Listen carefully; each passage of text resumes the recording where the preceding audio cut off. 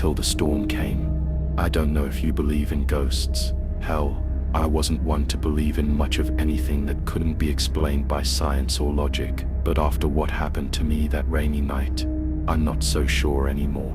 They say rain cleanses the world, washes away the dirt and sins, but sometimes it drags things up, things buried, things better left alone. I'm going to tell you everything, because maybe sharing the story will make it less real, or maybe it'll just summon it closer. The storm was coming. I was driving home late from work, the sky already a low ceiling of dark clouds. It was the kind of night when the air itself felt heavy, like the whole world was holding its breath. The rain started just as I hit the old highway, fat cold drops beating against my windshield like a drum roll for something awful. I wasn't thinking about anything except getting home. The roads were slick, the visibility poor, but I kept going. I had to. About halfway through the stretch, the radio started to hiss and crackle, and then it went silent. Static took over. That's when I saw it.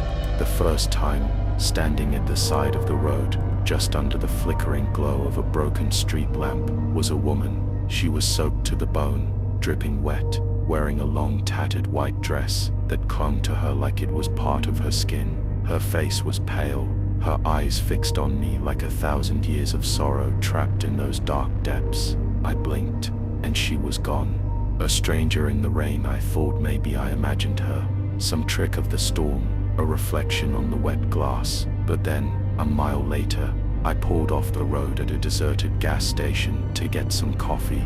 The place was empty, except for the old pump attendant, a man who looked like he'd been there for decades, eyes clouded and distant. I asked him if there'd been a storm warning. He didn't answer me directly, just stared into the pouring rain, whispering something I couldn't catch. When I turned back toward my car, I saw her again, the woman from the road. This time she was closer, standing just outside the rain, but not wet. I swear, her lips moved. She whispered my name. I didn't recognize her, but she knew me. The haunted road. I didn't want to stop, but the car stalled just before I could leave. I popped the hood, rain pouring down as I fiddled with the engine. That's when I heard footsteps behind me, soft, almost silent in the storm.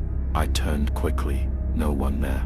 Then the voice again, whispering from the shadows, "Help me." The chill in my spine froze the blood. I grabbed a flashlight from the glove box and scanned the darkness. There, just beyond the gas pumps, I saw an old rusted sign, barely legible. Eaton Hollow, 3 miles. That name hit me like a punch. Eaton Hollow was a town that had been wiped off maps decades ago after a terrible flood.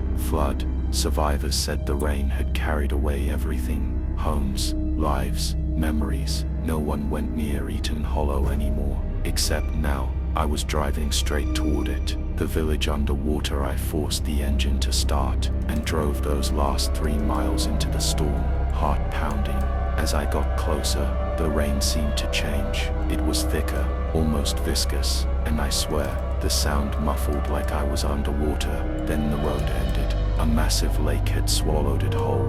Only the tops of street signs poked out of the murky water. In the middle of the lake, illuminated faintly by flashes of lightning, was the shape of a church steeple, and beneath the surface, I saw pale, glowing faces. They were all staring up at me. The woman's truth. I felt the car trembling beneath me. The radio burst back to life, playing a warped melody, half lullaby, half funeral dirge, and the woman was there again, standing beside the car, but now her dress was dripping with blood, and her eyes were hollow pits. She spoke, voice like wind through dead leaves. "They took me, they drowned us, but the rain remembers." The faces beneath the water grew louder, whispers rising into screams. I tried to drive, but the brakes failed. The water began creeping into the car, and I knew if I didn't listen, if I didn't help, I'd be joining them. The final warning: if you ever find yourself driving on a rainy night near forgotten towns, listen to the rain, because sometimes it's not just water falling from the sky, it's voices calling from beneath the flood, calling for justice, for remembrance, for release. If you hear the whisper, don't ignore it, or the rain will take you too. Drowned voices, water rising. The water was already halfway up my legs when I finally realized I wasn't going to drive out of Eaton Hollow tonight. The lake had swallowed the road, the edges blurred by mist and shadow. The rain wasn't just falling anymore, it was pressing down, weighty, cold, like a hand trying to pull me under. The glowing faces beneath the surface were closer now, drifting like pale jellyfish, with hollow eyes that burned into my skin. I slammed the car door shut, but it was no use. The water seeped through the seals, cold and unforgiving. I looked back at the woman, the ghost in the tattered dress, soaked in blood, and she smiled, a smile that didn't reach her eyes. The echoes speak. I finally found the courage to ask, "Who are you? What do you want?" Her voice, when it came, was a breath, fragile and ancient. We were forgotten, abandoned in the flood. The town drowned, but our pain didn't. She raised a pale hand and pointed toward the lake. They built highways over our graves, sealed our stories in silence. But the rain remembers everything. The faces under the water rippled, whispering. I swear they were calling my name. "Why me?" I whispered. "Because you listen," she said. "Because you didn't drive past." The calling, the water reached my waist. I wanted to escape, but the road behind me had vanished beneath the waves. There was no turning back. The rain hammered harder, louder, drowning out all sound except those tortured whispers. Suddenly the woman stepped closer and placed her hand on the car window. It fogged instantly, written there, dripping with water and blood, "Set us free." My mind screamed, my heart thundered, but I was trapped between the living world and something drowned in sorrow and rage. The choice I saw, the church steeple in the distance, silhouetted by lightning. I knew what I had to do. I had to find a way into Eaton Hollow, find what had been buried beneath the flood waters. Maybe then, the rain would stop. Maybe then, the ghosts could rest. Or maybe, I'd become one of them. Beneath the flood, into the abyss, the rain pounded like a relentless drumbeat, turning the world into a gray blur. I forced open the car door, cold water swirling around my knees. The ground beneath was slick and muddy, but I stepped forward, toward the drowned town. The church steeple rose like a jagged tooth against the dark sky. Lightning flashed, illuminating the flooded streets, where broken rooftops and street signs poked through the water. I didn't know what I expected. Maybe answers, maybe an end. But what I found was something worse. The silent church. I made my way toward the church entrance, water lapping at my thighs. The front doors hung open, creaking on rusted hinges. Inside, it was dark and cold. A hollow shell filled with the scent of mildew and decay. Rows of pews lay submerged, some broken, some floating like driftwood. But at the altar, something moved. A figure knelt, its head bowed low. I called out, but the figure didn't respond. Lightning struck again, revealing her, the woman in the blood-stained dress. Only now, her face was twisted in agony, tears of water streaming down her cheeks. She whispered, "You shouldn't be here."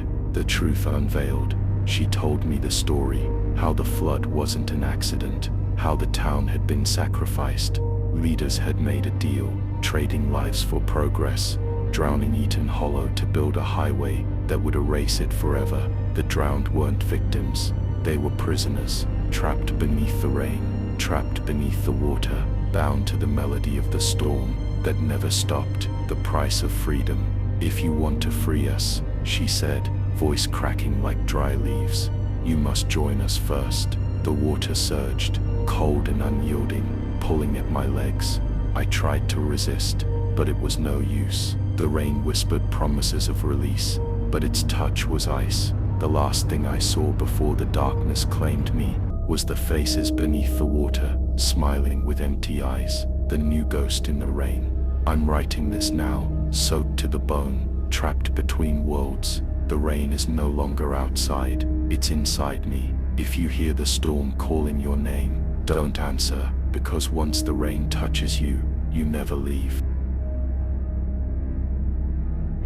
The chorus of the forgotten sinking deeper, the cold seeped into my bones like liquid ice, fingers curling around my heart and lungs. The water pulled me down beneath the church floor, through shattered windows, into darkness so thick it swallowed every sound except the relentless patter of rain above.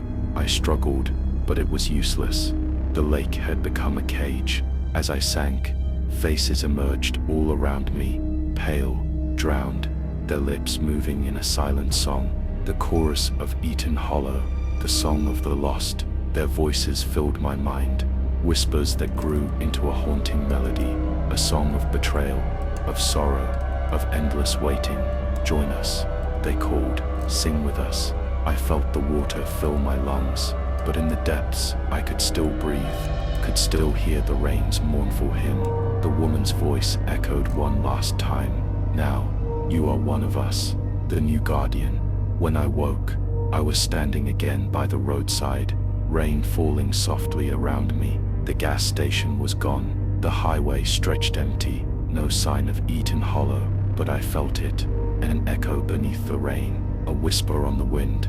I am the new voice in the storm, the new guardian of the drowned and the rain. It never forgets. A warning to you, if you ever find yourself caught in a storm, listen closely. If you hear your name whispered on the wind, don't turn around, don't stop, keep driving, because some places are better left beneath the rain, and some voices should never be answered. I never liked driving in the rain, not because I'm a bad driver, I'm not, but because the rain hides things. It blurs the world, it distorts shapes, and sometimes it hides what should never be seen. So that night, I was driving home, after a late shift, tired and soaking wet from the relentless downpour. The rain was so heavy, I could barely see the road, and then, I saw her, the woman on the road. She was standing in the middle of the road, arms stretched out, like she wanted me to stop. I slammed on the brakes. The car skidded on the slick asphalt. I rolled the window down a crack, and asked, "Are you okay? Do you need help?" She didn't answer. Her eyes were dark, too dark, and her skin was pale, almost translucent. Her dress clung to her soaked body, torn and filthy, like she'd been wandering the storm for days. The rain was falling harder now, drumming against the roof. I wanted to help her. I wanted to pull over and get her out of the rain, but something told me not to. The flicker of the headlights. As I sat there, frozen, the headlights of a car appeared behind mine, a black sedan, moving fast. The woman suddenly turned her head toward the oncoming car. Her eyes were empty holes.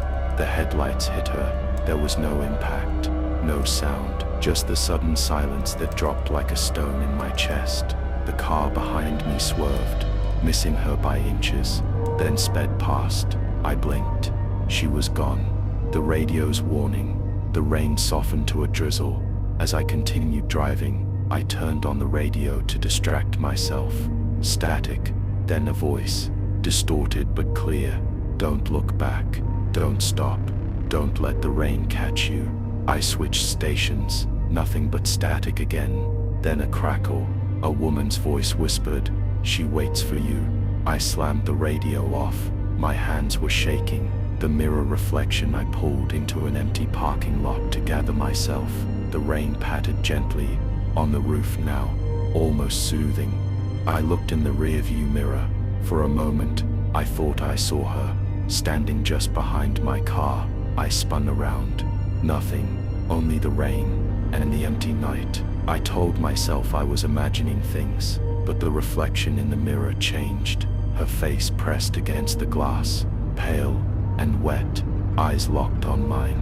Then she smiled, a smile that cracked her face like old porcelain. The chase begins. I jumped into the driver's seat and slammed the door. The engine roared. I peeled out of the parking lot, tires spinning on the wet asphalt. The rain picked up again, heavier than before. The radio sputtered to life once more. "You can't run from her. The rain brought her to you. The rain will keep her. Ahead I saw headlights flickering. Another car. No, it was her, standing in the middle of the road again. Only this time there were more of them. Figures, pale and soaked, stepping out of the darkness. The rain was no longer just water. It was a veil between worlds. The crossing the road ended at an old bridge. Rusty metal groaned under the rain's weight. I had nowhere left to go. The figures surrounded the car now, their eyes glowing faintly in the storm. The woman from before leaned in close to the window, whispered, "Join us." The rain poured through the cracks, cold and heavy. The last thing I heard was the sound of water rushing beneath the bridge. The rain never stops. They say the rain washes away sins, but sometimes it washes away people instead. If you ever drive late on a rainy night and see someone standing in the road, don't stop, don't look back, because the rain might just be waiting to take you. The moment the water rushed beneath the bridge, something shifted. I wasn't dead, not yet, but I wasn't alive, the way I'd been before. The rain was all around me, inside me, dripping from my hair, pooling in the corners of my mind, like ink spreading through water. I opened my eyes. I wasn't in my car anymore. Beneath the bridge I was standing under the bridge, ankle deep in cold, dark water. The rain hammered down, relentless, drowning out all sound except the rhythmic tapping on the metal girders above. The figures were around me, pale, soaked, eyes empty but filled with sorrow. The woman in the torn dress approached, reaching out a hand. "This is where the rain collects the lost," she said, voice low, like wind rustling dead leaves.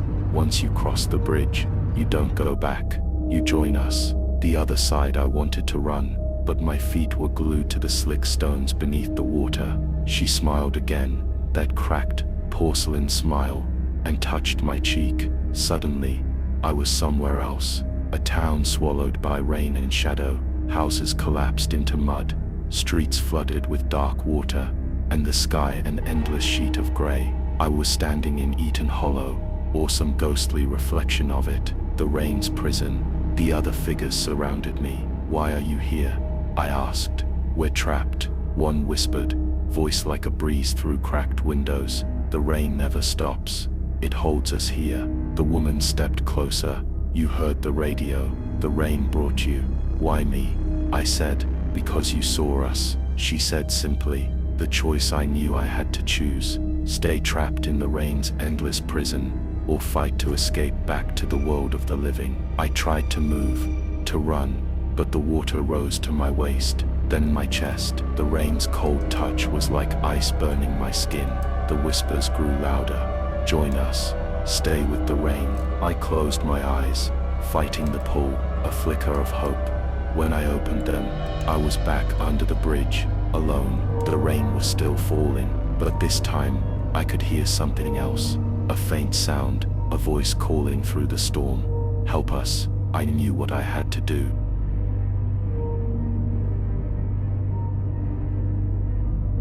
The voice was faint, almost swallowed by the endless drizzle, but it was there, clearer now, calling me from somewhere deep within the drowned town.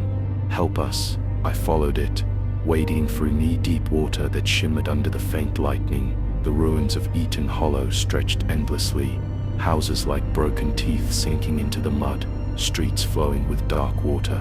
Every step felt heavier, as if the rain itself was trying to pull me down. The old town hall. At the center of the drowned town, I found the old town hall, half submerged, but still standing. The door creaked open, revealing a staircase that descended into darkness. The voice beckoned me inside. With a deep breath, I stepped into the cold blackness, the sound of dripping water echoing around me. The forgotten in the basement. I found them, the trapped souls of Eaton Hollow. Their faces were pale and haunted, eyes wide with sorrow and fear. They told me the story. Decades ago, a terrible flood was deliberately caused by those seeking to erase the town, to make way for a highway, but the souls of the drowned could not pass on. The rain held them, an eternal prison. The woman in the white dress was their unwilling guardian, cursed to gather new souls who wandered into the storm. The ritual, they begged me to help free them. There was a ritual, an ancient rite hidden in town records, meant to break the curse, but it required a sacrifice, a living soul willing to confront the rain's wrath. I had to choose, save the lost and risk my life, or flee and leave them trapped forever. The storm's fury I accepted. The rain outside turned violent, thunder cracking the sky as I performed the ritual, chanting words that felt alien and powerful. The water rose higher, the spirits swirling around me, their whispers rising to a deafening roar. The woman appeared, furious, her smile twisted with rage. "Stay with us," she hissed, but I pressed on, breaking the chains with a final word. The rain stilled, the water began to recede, revealing the broken town beneath. The spirits sighed, faces softening with relief. The woman's form flickered, then vanished, leaving only silence. I was alone in the clearing storm, soaked and trembling. The curse was broken. The aftermath, I drove away from Eaton Hollow as dawn broke, the rain finally ceasing. But sometimes, when the sky darkens and rain begins to fall, I still hear whispers, and I wonder, did I truly set them free, or did I only delay the storm's hunger?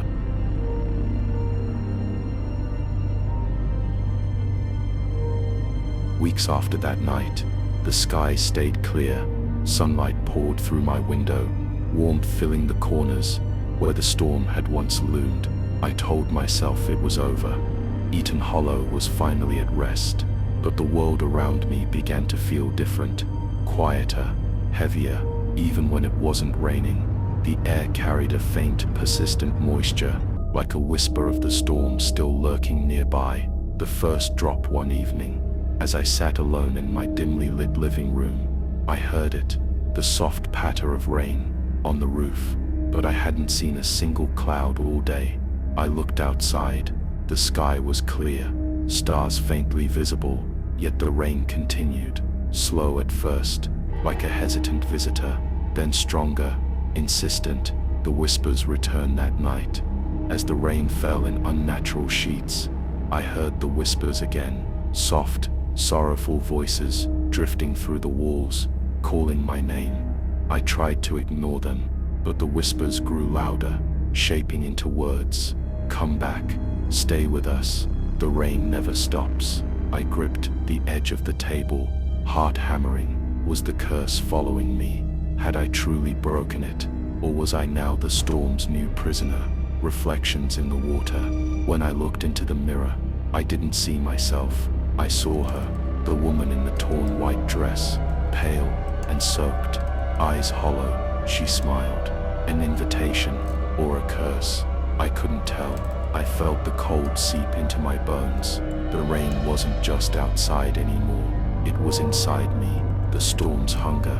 The next morning, my town was flooded. Streets turned to rivers, homes swallowed by dark water. People vanished without a trace. The rain had come for them, and I knew it was coming for me next. The endless rain now. I sit by the window, watching the endless rain. The storm has no mercy. It carries the lost, the forgotten, and soon it will carry me. If you hear the rain calling your name, don't answer, because some storms never end.